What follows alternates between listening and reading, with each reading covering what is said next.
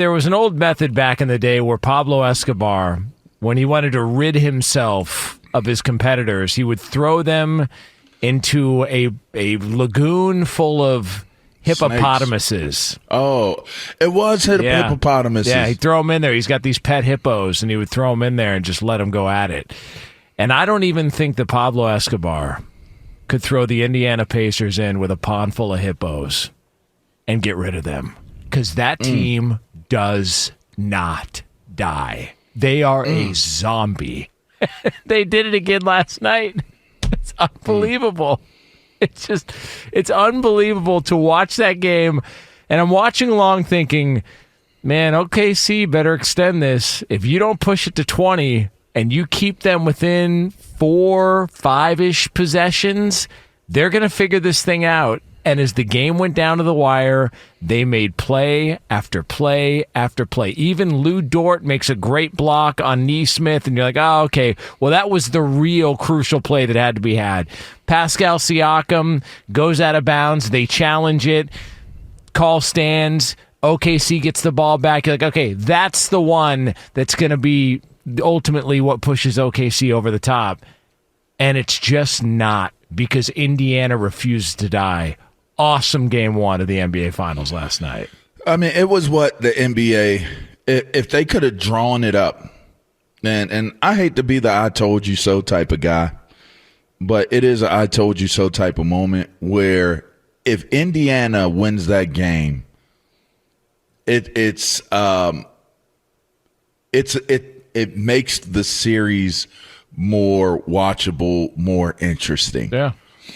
If Indiana wins the game the way it was drawn up yesterday, it makes the series way more attractive to watch and want to be a part of. I mean, you think about it. In this game, you're talking about the Pacers set a record on turnovers. That's how, or excuse me, not a record, but it was the season high. Season high, 25 turnovers. And yet they were still able to overcome the deficit of the entire game. Never led the entire game, and the only time they lead is when they win. You couldn't have drawn it up any better for a viewer to want to watch, because it took you to the entire game, unless at the point of time where they were down, I want to say it was by at least 15. I want to say they were down by. If you dialed out in the second half, like the third quarter, based upon what the score was, then you missed a treat of a game. But to see the way Indiana fights back and claw their way back and get into games the way that they do, they held to form. You can't say that this was a luck game, or, they some way, somehow, the OKC Thunder gave the game away. They shot poorly. And while OKC shot poorly, you know what Indiana did? They just kept getting after it. They were slashing to the hole, which I was loving to see. As they were being aggressive, getting to the hole, they were kicking the ball out. Guys were finding their range. You started seeing contributions come from different guys. In the comeback, it's one of those games where you ask yourself, did OKC open up a door that they shouldn't have opened up in this series? Or was it one of those first game jitters? You're at home. Sometimes being at home can actually play against you a little bit. You might not, for some reason, you might not play as loose, and maybe it's because of the excitement. Maybe it's because it's your home crowd.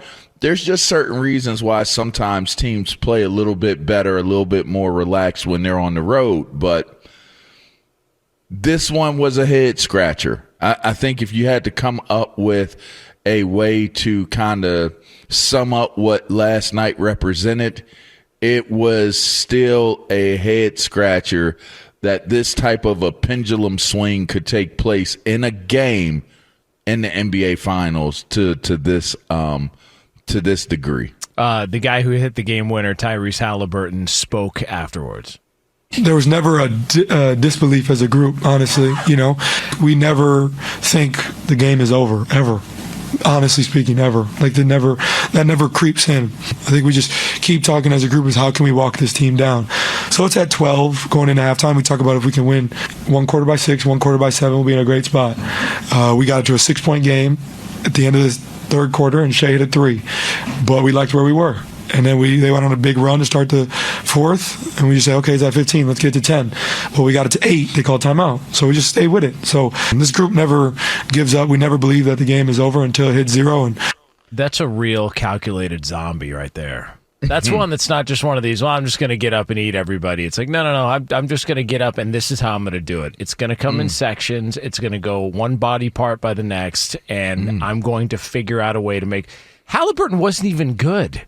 It's not like he had a great game. He didn't have some monster game that you look at and go, man, he willed his team to victory. But when he was coming down with that ball, following the miss by SGA, there wasn't a doubt in my mind that he was going to hit that shot. You just you felt it.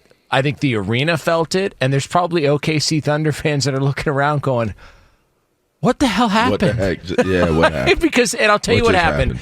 What happened was the same thing that happened in every single playoff series that Indiana's been involved in. Yeah. You leave them hanging around for long enough. You don't step on the throat. You don't finish putting their head in the vice like that guy in Goodfellas and put an end to the whole thing. You let them hang around, and they ultimately end up making plays to win. That's a fun team.